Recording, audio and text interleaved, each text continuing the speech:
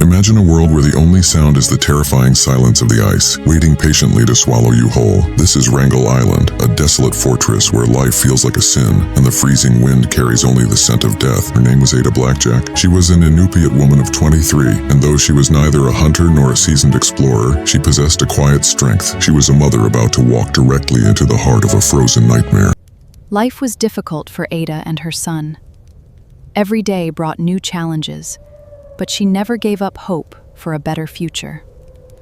A choice stood before her: stay in the shadows of Nome and watch her child fade away, or journey to the very edge of the known world to find the money that could save him. The price of her son's life was $50 a month. For that sum, she signed a contract to join 4 men on a perilous mission to claim a frozen island for an empire. When she stepped onto that ship, she left her heart behind in a small wooden cabin. She carried only a single photograph of Bennett and a sacred promise to return to him. They set sail northward aboard the Silver Wave, steering toward a place the maps barely recognized. Their destination was the jagged coast of Wrangel Island. Ada was joined by 4 men who considered themselves masters of the Arctic. They laughed and spoke of glory, while she stood silently in the background, a mere shadow among the confident experts. In September 1921, the island finally emerged from the mist. It was a land of jagged black stone and absolute white silence, sitting at the very edge of the world. They hauled their supplies through the freezing surf, unloading enough food to last a year. At the time, they believed it would be enough. They were tragically wrong. In the massive shadow of the snow-covered peaks, they built a fragile home. It was a tiny spark of life trying to survive in a world of absolute bone-chilling cold. Then, the sun dipped below the horizon for the final time that year. The great night arrived, and with the growing darkness came the first cold whispers of fear. A full year passed. Every day they scanned the horizon for the rescue ship that was supposed to come, but the ocean remained empty, a vast graveyard of shifting ice. The ocean had transformed into a towering wall of jagged floes. They were trapped inside a white cage of ice, and the Arctic had hidden the key. Their rations finally ran dry. In the dim light of the cabin, hunger began to eat away at them, consuming their strength from the inside out. They made a plan of madness. We must cross the ice.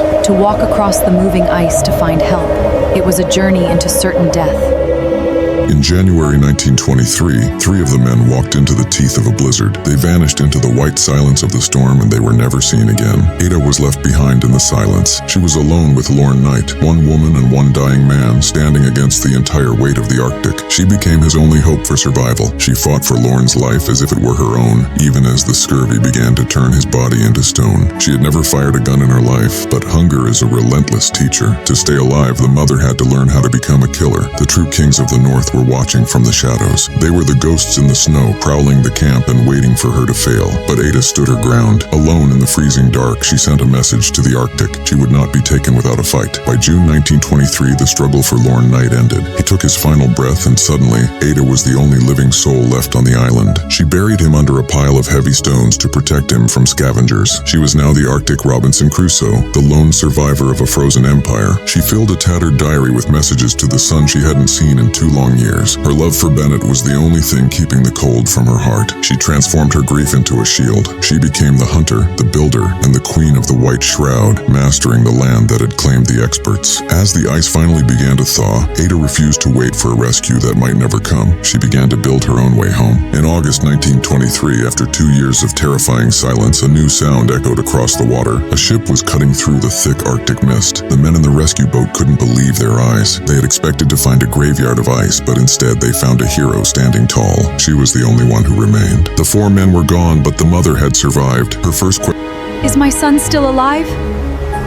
She earned her $50 and she saved her son's life. In the process of conquering the ice for him, she had ultimately saved herself. History may eventually forget the names of kings, but it will never forget the mother who conquered the ice. Ada Blackjack, the woman who simply refused to die.